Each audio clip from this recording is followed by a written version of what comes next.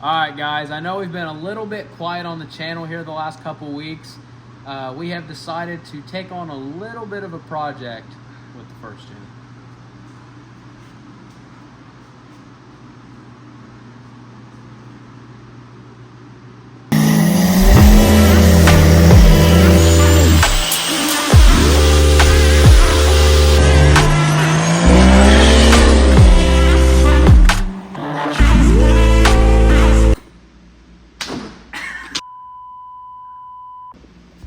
Okay guys, before we get into the video, I want to talk a little bit about a giveaway we're going to do. All the details will be at the end of the video. Don't forget to like, subscribe, and share the channel with your friends. You're going to want to do that for this giveaway. So stay tuned for the end of the video. Alright guys, getting started with this video. You guys are probably wondering why the cab is sitting on tires. We ended up having a bit of a trans failure and had some other things that needed addressed, had some motor mounts that were doing things they weren't supposed to do. So I said, you know what, let's just call it a season. Let's just tear this thing completely apart and do everything that I've wanted to do to this truck for a couple years now. When you're racing, trying to make events, throwing stuff together, breaking stuff, it's just really hard to ever get ahead without just taking the time and just relaxing and basically just spending the time to do everything you want to do. So we've decided to call it a year. We're done racing, done going to events. We went ahead and pulled the cab in the bed off of the chassis. We'll get into that here in just a little bit. But we kind of wanted to talk about what the plan is for the cab. Dalton's gonna kind of take on this project, and I'll kind of let him talk about a little bit what he's gonna do to help us get to the goal we're trying to meet. And so Dalton, yeah, what's your plans for the cab? So for the cab, we're going to go ahead and get that blower box out of the way. It's kind of inconvenient with the turbo mounts back in that area. So we're going to get that out of the way. The wiper motor, this truck doesn't have wiper blades, as you can tell. So we're going to get that out of the way so we don't have to deal with it with the valve cover. We're going to take off all the unnecessary items out of the hood. Then we are also going to chop down the wiring harness, fun stuff, to basically just have lights. That's all this truck really needs to work. Everything else is on a standalone harness. So we're just going to clean up the engine bay.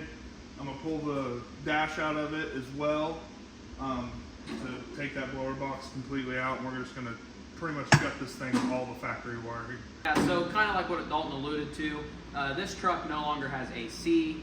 It does not have heat. It is pretty much just a designated run around street truck, dirt drag, dyno event. Like that's basically all we're gonna do with the truck. The truck does not get driven. So yeah, like Dalton said, we're gonna go ahead and get the wiper motor off, the heater box, all the lines, all that stuff's gonna be completely gone. We're also gonna repaint everything in here. It was pretty nice at one time, but you know, you have a lot of engine failures, oil leaks, stuff like that, and it's just kind of ruined everything under the hood.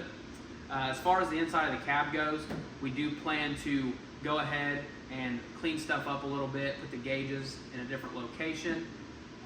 The nitrous bottles we are actually going to put in the bed now. We're going to have two.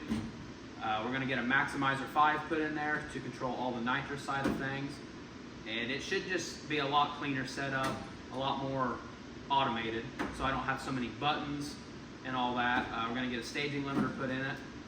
And that's pretty much the goal for the cab, is to have all that stuff ready and all the wiring ran, so that way when we go to put it back on the chassis, it's pretty much plug and play at that point. That is the ultimate goal. So we'll go ahead and slide over to the chassis and talk about the changes we're going to make to that. All right, so as far as the chassis goes, being able to have the bed and the cab off is going to help us tremendously figure out exactly what we need to do to keep everything a little more straight.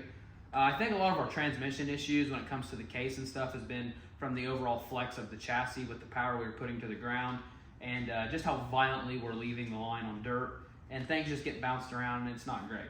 So first thing we're going to address is the motor mounts. These are a factory style first gen motor mount. As you guys can see, these mount to the actual block, and then there's a sandwich style polyurethane mount here, and as you can see, the stud here, it has one on the bottom as well. What that stud does is come through here and bolts down. What I've had a problem with is as the engine torques towards the passenger side, I've actually been breaking these off on the crossmember side. So currently what we did to get by was we just end up drilling out a hole in the bottom here and welding that bottom plate directly to the cross member. Not a very good way to do things. It is held for the rest of the year, but definitely not something you want to do long term. So what we're going to do is reach out to the guys over at Far From Stock. They make an awesome style mount that is a lot different than these style, and I'm hoping that alleviates our problems completely. As far as the steering goes, we're going to redo some of these lines and try to figure out exactly why we've had so many lines blow, figure out what exactly is causing the excess pressure, rather that be us over speeding the power steering pump or whatever. We haven't really looked too far into that, but that's definitely on our list. We're also going to go ahead and paint the entire frame. I don't know exactly what we're going to use yet, probably some POR 15, something like that, get this thing looking sharp. We did go ahead and power wash it. As you guys can see, it's very bronze color. There's a lot of surface rust kind of starting to form, so we want to make sure to protect the frame, make it look pretty good. And then down over here, we also need to make this thing a little safer on the track. With the drive shafts, we need to get some loops on them. That way they aren't coming out and hurting somebody or hurting us in general. We also are going to go in and plate the frame on the inside edge here, and on this side as well, to just stiffen up the frame, because the frame likes to twist whenever we come off the line, because we are leaving at way too many RPMs. And on to the other part, I'm going to let Cole take over from there. Yeah, so we're going to go ahead and put a mid plate in. So basically what a mid plate is, it is a plate that goes from frame to frame, and it goes between the engine and the transmission. So essentially what you do is you take your rear engine adapter, machine it down 1/4 inch, and then you add a 1/4 inch plate that actually kind of stiffens everything up between the motor and trans. And so that'll bolt to the engine, and then the transmission will bolt onto the mid plate. And what that mid plate will do, it'll tie in this side over to this side, and it'll just keep everything a lot sturdier. Because essentially what you're going to have is where the frame kind of comes down right about here, and wherever the engine's trying to twist, this is where you get all of your lateral torsion. And that is really what's causing us to crack overdrive housings and everything else that we have had happen to the transmission. There's obviously some things that are not related to that have went on, but we'll talk about that a little bit later. Also, this is kind of a makeshift transmission cross member that we just kind of threw together. It doesn't really look that clean. It's just not clean at all. So we're going to go ahead and probably have the guys over at Maverick Diesel build us something when I get them some measurements, something more tubular, and just something that looks a little more uniform. Okay, so talk about the front of the chassis a little bit. Let's talk about what the plans are for the rear. These are not for sure set in stone plans. It's kind of just a matter of time and how deep into this we really want to get as we take on the rest of the projects. Really thinking about kind of getting rid of the leaf springs and going to more of a 4-link style coilover setup. We are going to leave the factory frame, so it will be a factory frame 4-link. Also, we're going to get rid of this monstrosity of a plate that used to hold a gooseneck ball. I can assure you that this nitrous-fed 485-9 is not going to be hauling a gooseneck trailer for the rest of its days. So we're going to go ahead and get rid of that. As far as the 4-link goes, if we do go that direction, Firepunk makes a really nice kit with a panhard bar. They have everything ready to bolt on and fab up and get going pretty well on your own. They pretty well provide everything.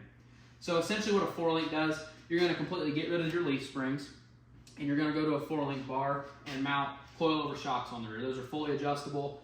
It'll get rid of the bounce and all the hopping and stuff we do on the track, which will help tremendously with our overall times and being able to just ride in the cab, because right now it is extremely violent when this thing starts bouncing.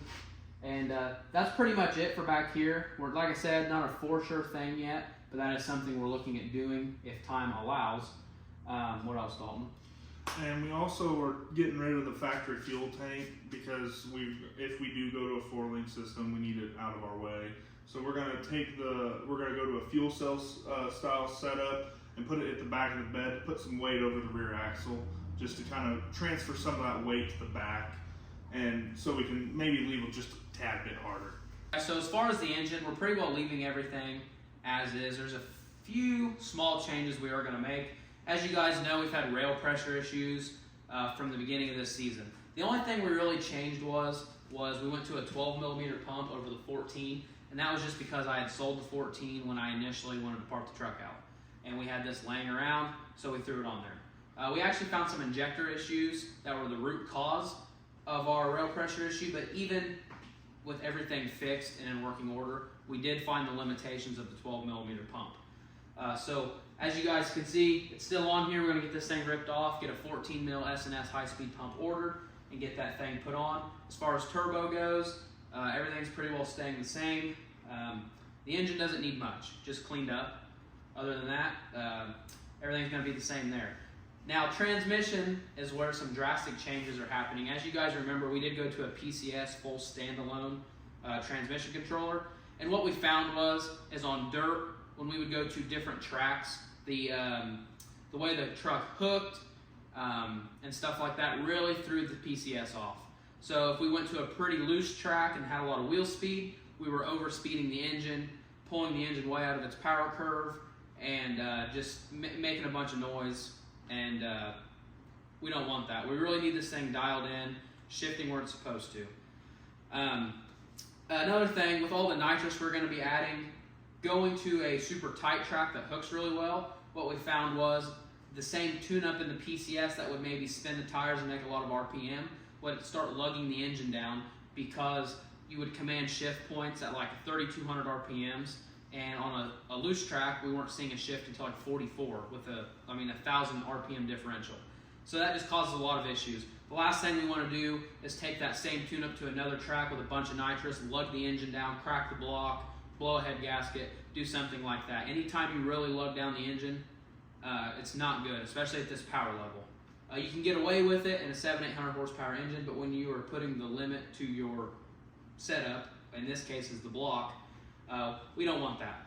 So as far as the trans goes, we got rid of the PCS. We're going to go ahead and have this thing refreshed. We're going to go back to a full manual valve body, and that basically puts all the pressure on me to shift when it needs to shift.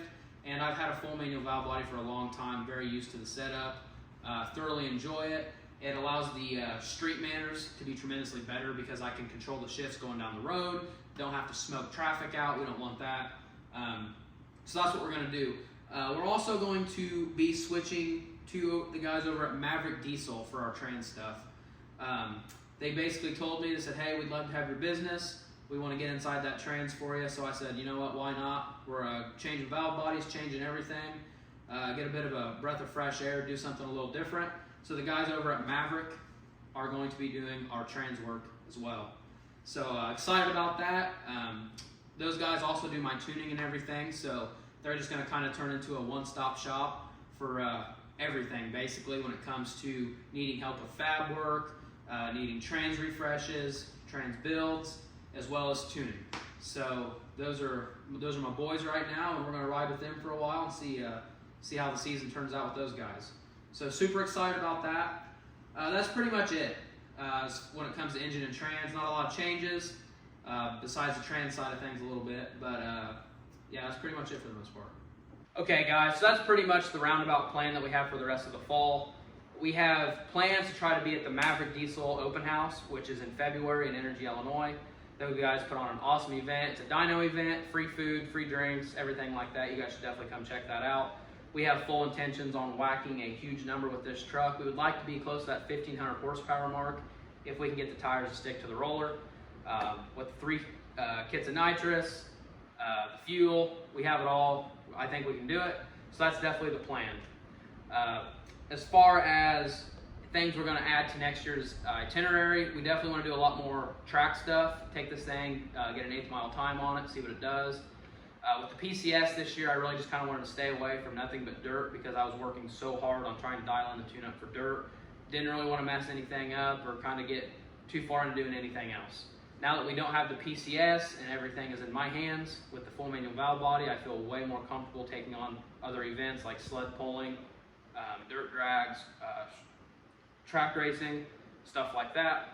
We have a local track that does a lot of Friday night fun nights, grudge racing, stuff like that, so we're definitely going to be doing a lot of that for next year.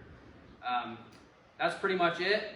I guess we can kind of get into the giveaway and what you guys need to do to make sure you're entered to win. Now that you guys have made it all the way to the end of the video, I'm going to tell you guys how you can get entered to win a $200 Harbor Freight gift card.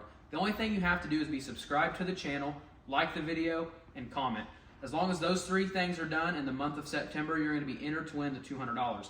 Now, we're also going to do another $50 incentive. If you do win the $200 and you can prove to me that you have shared this channel across any social media platform, whether that be with a screenshot or however you want to do it, I'm automatically going to give you another $50. Now, that could be a $50 gift card of your choice to absolutely anywhere. It does not matter. It doesn't have to be to Harbor Freight. Whatever the case may be, it's an extra $50 in your pocket. Now, I hope you guys enjoyed the video. That's pretty much going to wrap this up. I appreciate you guys tagging along. Thank you for watching. See you on the next one. Holy